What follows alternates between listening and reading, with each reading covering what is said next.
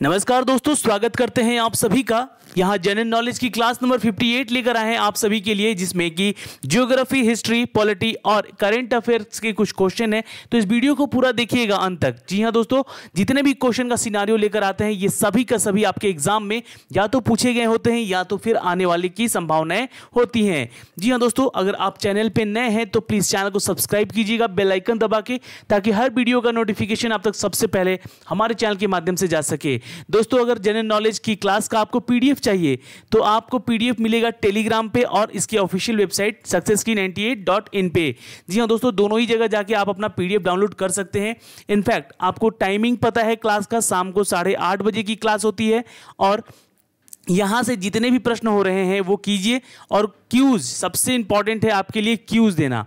तो अगर आपको अपने आप को खुद को जज करना है तो यहाँ डिस्क्रिप्शन में एक लिंक दिया हुआ है जहां से आप जाके टेस्ट ज्वाइन कर सकते हैं, टेस्ट दे सकते हैं सारे इन टॉपिक्स पे, general science, math, reasoning, GK, यानी कि वो पूरा का पूरा जो आपका टेस्ट पैटर्न जो है वो आपके एग्जाम से रिलेटेड होता है। तो वो उसका लिंक दिया हुआ है नीचे डिस्क्रिप्शन में, आप जाके वहां से क्यूज भी अटेंड करें। चलिए दोस्तों, हम लेकर चलते हैं अब आपको इन सभी क्वेश्चन के सिनारियो पे। आशा करते हैं कि सभी लोग जुड़ चुके होंगे यहाँ पे, और नहीं भी जुड़े हैं तो एक दूसरे को शेयर कर दीजिए एटलीस्ट कि वो लोग आ जाएं। चलिए, तो क्वेश्चन नंबर पहला यहाँ पे क्या है आंसर कीजिएगा। इयान थोर्प का संबंध निम्नलिखित में से किस खेल से संबंधित है? चलिए, ये क्वेश्चन इंपॉर्टेंट है दोस्तों।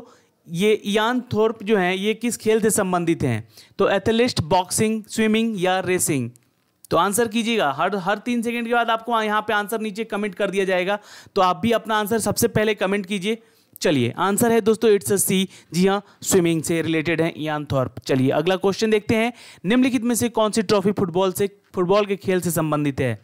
Mumbai gold cup, Everest cup, Merdeka cup या फिर वीसीसी कप? चलिए, इनमें से कौन सा है जो कि फुटबॉल खेल से संबंधित है वे? तो आंसर है दोस्तों इट्स अ सी। नोट कर लीजिएगा, it's a Merdeka cup. Note कर लीजिएगा, आंसर क्या है? It's a C, Merdeka cup. Okay, चलिए क्वेश्चन नंबर 3 का आंसर कीजिएगा।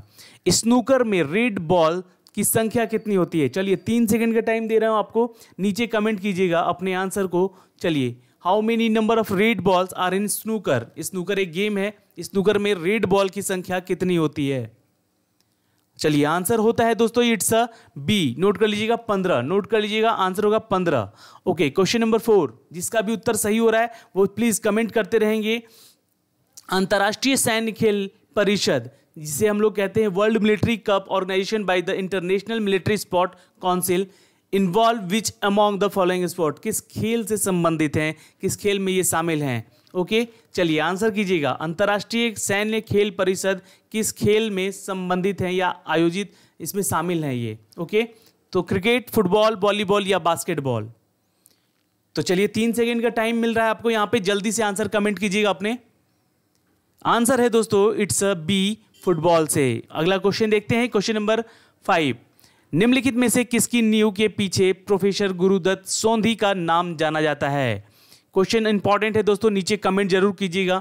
निम्नलिखित में से किसकी नींव के पीछे प्रोफेसर गुरुदत्त सोंधी का नाम जाना जाता है? आंसर कीजिएगा इट्स अ बी, एशियाई खेल महासंघ को लेकर। जी हाँ, एशियन गेम्स फेडरेशन को लेकर। अगला क्वेश्चन देखते हैं, क्वेश्चन नंबर 6। चलिए, जो भी यहाँ पे आंसर कर रहे हैं लोग वहाँ जुड़े रहें, सभी क्वेश्चन इंपॉर्टेंट है। इंडियन प्रीमियर लीग में शतक बनाने वाले पहले भारतीय में से कौन से हैं? गौतम गंभीर, मनीष पांडे, सचिन तेंदुलकर या फिर राहुल द्रविड़? चलिए आंसर कीजिएगा। इंडियन प्रीमियर लीग यानी कि आईपीएल में सबसे पहले भारतीय बल्लेबाज का नाम बताना है जो कि शतक लगाए हैं। तो आंसर कीजिएगा it's a B, Manish Pandey. जी हाँ, नोट कर लीजिएगा। अगला क्वेश्चन देखते हैं, क्वेश्चन नंबर 7। मैग्नस कार्लसन निम्नलिखित में से किस खेल से संबंधित हैं? चलिए, मैग्नस कार्लसन जी है, ये किस खेल से संबंधित हैं? ये खिलाड़ी हैं क्रिकेट से, कैरम से, चेस से या टेनिस से? चलिए आंसर कीजिएगा दोस्तों नीचे कमेंट बॉक्स में। आंसर होता है दोस्तों इट्स अ सी, चेस से। ओके, अगला क्वेश्चन देखते हैं, क्वेश्चन नंबर 8। तकनीकी बेईमानी, जिसे हम लोग टेक्निकल फॉल कहते हैं या फिर फ्लैग्रेंट फॉल कहते हैं, ये दोनों ही जो नाम है फ्लैग्रेंट फॉल और तकनीकी बेईमानी, ये शब्द आमतौर पर किस खेल से जुड़ा हुआ है? तो टेक्निकल फॉल और flagrant foul are mostly common associated with the which game. चलिए आंसर होगा यहाँ पे इसका इट्स अ सी, बास्केटबॉल। जिनका भी उत्तर सी है वो बिल्कुल सही है यहाँ पे। अगला क्वेश्चन 9 का आंसर कीजिएगा दोस्तों। बर्डी एंड ईगल, ये दो वर्ड जो है ये किस खेल से संबंधित है? चलिए आंसर कीजिएगा नीचे कमेंट बॉक्स में। Birdie and eagle is are related to which game? Answer है यहाँ पे बी, जिनका उत्तर आ रहा है बी, गोल्फ, वो बिल्कुल सही है। चलिए क्वेश्चन नंबर 10, निम्नलिखित में से कौन से हैं वो जिनका पहला खेल रत्न मिला था राजीव गांधी का खेल रत्न पुरस्कार? उनका नाम बताना है इन चारों में से। चलिए आंसर कीजिएगा दोस्तों। ये 10 ऐसे सवाल थे जो कि आपको खेल जगत से पूछे गए हैं और ये सारे के सारे क्वेश्चन एग्जाम में आने के लिए इंपॉर्टेंट हैं। तो इसको इंपॉर्टेंट नहीं, स्टार मार्क लगा के इसको नोट कर लीजिएगा ये 10 प्रश्न को। वैसे यहाँ पे उत्तर होगा ए, विश्वनाथन आनंद। ओके, नोट कर लीजिएगा। सबसे पहला राजीव गांधी खेल रत्न पुरस्कार लेने वाले ये खिलाड़ी हैं। चलिए आपको एक टास्क है यहाँ पे, आपको बताना है कि विश्वनाथन आनंद जो है वो किस खेल से संबंधित है। नीचे कमेंट जरूर कीजिएगा 10वां का, ठीक है। चलिए अगला क्वेश्चन देखते हैं 11। अब देखिए क्वेश्चन इंपॉर्टेंट है, यहाँ पे क्वेश्चन इतिहास से मिलेंगे आपको। तो तालीकोटा की लड़ाई निम्नलिखित में से किसके परिणाम स्वरूप हुई है? डेक्कन सल्तनत, मैद्रू सल्तनत, पांड्या साम्राज्य या विजयनगर साम्राज्य? तो जिनका उत्तर आ रहा है यहाँ पे दोस्तों, चलिए 3 सेकंड का फिर भी आपको टाइम देते हैं यहाँ पे। चलिए तो आंसर है यहाँ पे इट्स बी, नोट कर लीजिएगा, मदुरई का सल्तनत। जी हाँ दोस्तों, तालीकोटा जो है लड़ाई ये संबंधित है मदुरई सल्तनत से। अगला क्वेश्चन है यहाँ पे, consider the following Mughal emperor, Babur, Humayun, Akbar और जहांगीर, इनमें से अपनी आत्मकथाएं किसने किसने लिखी हैं? बाबर और जहांगीर ये दो ऐसे शख्स थे दोस्तों, आपको बता दें कि इन्होंने अपनी, जी हाँ, अपनी आत्मकथाएं लिखवाई हैं, बायोग्राफी इनका लिखा गया है बाबर और जहांगीर का। तो आंसर क्या होना चाहिए? इट्स अ डी, 1 और 4। ओके, क्वेश्चन नंबर हम 13 देखेंगे। भारत के लोगों के संदर्भ में हिंदू शब्द का इस्तेमाल सबसे पहले किसके द्वारा किया गया है? हिंदू शब्द का इस्तेमाल सबसे पहले किसके द्वारा किया गया है भारत के लोगों के संदर्भ में? तो ये क्या ग्रीक्स थे, रोमन्स थे, अफगानी थे या फिर अरबियन थे? तो आंसर कीजिएगा इट्स अ डी, अरबियन। जी हाँ, अरबियन जो लोग थे उन्होंने हिंदू वर्ड का इस्तेमाल किया था, ठीक है। चलिए क्वेश्चन नंबर 14, निम्नलिखित में से जैसलमेर का गुंडा राज, देखिए जैसलमेर का गुंडा राज ये एक पुस्तक है, उसके लेखक का नाम बताना है आपको। यहाँ नीचे कमेंट कीजिएगा कमेंट बॉक्स में अपने आंसर को। हरिशंकर बुर्दक, सगरमल गोपा या फिर केसरी सिंह बराहाथ या फिर अर्जुन सिंह गुजर? तो यहाँ पे नीचे कमेंट कीजिएगा अगर आपको आंसर पता है तो। जैसलमेर का गुंडा राज ये जो पुस्तक है इसके लेखक हैं, नोट कर लीजिएगा it's a B, Sagarmal Gopa. Note कर लीजिएगा सगरमल गोपा। अगला क्वेश्चन है 15, अलाउद्दीन खिलजी के चित्तौड़ अभियान के पीछे मकसद क्या था? तो ये 3 ऑप्शन आपके सामने दिए हुए हैं। क्या वह पद्मिनी को पकड़ने के लिए थी, या गुजरात के आगे अभियानों के लिए एक गढ़ बनाने के लिए थी, या फिर अपने बेटे के लिए एक राजधानी बनाने के लिए थी? तो आंसर कीजिएगा, जिनका भी उत्तर आ रहा है यहाँ पे बी, यानी कि 1 और 2 सही है। यहाँ पे अलाउद्दीन खिलजी के अभियानों का मकसद पद्मिनी को पकड़ना चाहते थे और गुजरात के आगे अभियान के लिए एक गढ़ बनाने की इच्छा थी उनकी। क्वेश्चन नंबर 16 का आंसर कीजिएगा, निम्नलिखित में से कौन से पहले लेखक थे जिन्होंने उर्दू को काव्य अभिव्यक्ति के माध्यम से रूप में इस्तेमाल किया है?